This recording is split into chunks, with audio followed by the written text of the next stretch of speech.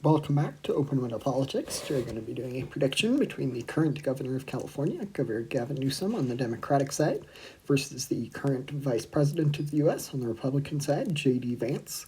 Going through each of these swing states, giving a characterization for each of them. We'll start out on the West Coast, and then we'll end in the East. So I'm going to start with Nevada. I'm going to add a tilt characterization. I do think Nevada will be one of the easier states for Democrats to flip back in 2028.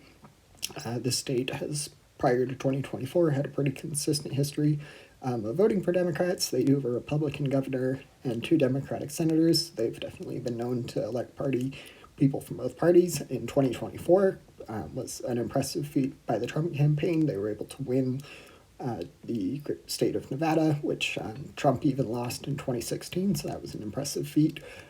So that is going to be 6 electoral college votes for Governor Gavin Newsom.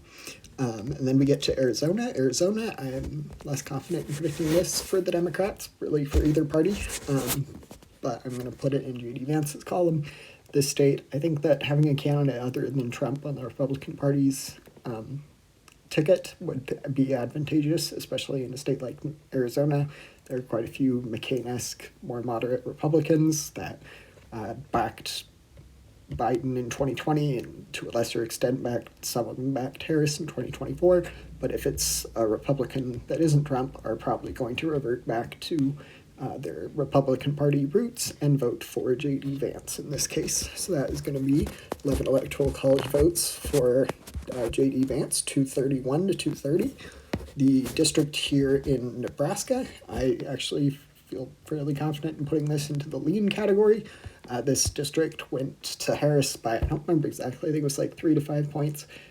So Democrats are definitely optimistic they'll be able to win it, especially in 2028 with the current environment shaping up to be pretty good for the Democrats at large. We've seen a couple off-year elections that have shown Democratic momentum. We'll have to see what happens in the midterms. We are, of course, still a while out before the 2028 presidential elections, so the midterms will give us an indication.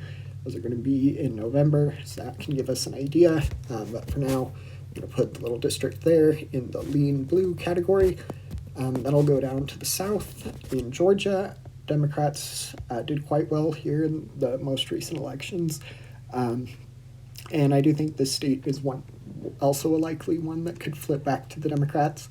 Harris did lose Georgia in 2024. However, it was pretty narrow, just like the other swing states. But that is going to be 16 electoral college votes for Governor Gavin Newsom. And then that gets us to the state of North Carolina. I'm going to put that in the Republican column. So that's going to be 16 votes, electoral college votes for J.D. Vance. And then that leaves us with the Rust Belt. So the Rust Belt, I'm going to start with the state of Wisconsin. I think this is one of the most likely states in the Rust Belt. If Democrats are going to win a state, I would guess it would be Wisconsin.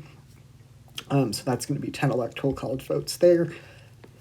And then generally the Rust Belt votes together. And so I'm going to put that as tilt blue for the remaining 2 states. That's going to be 292 to 246.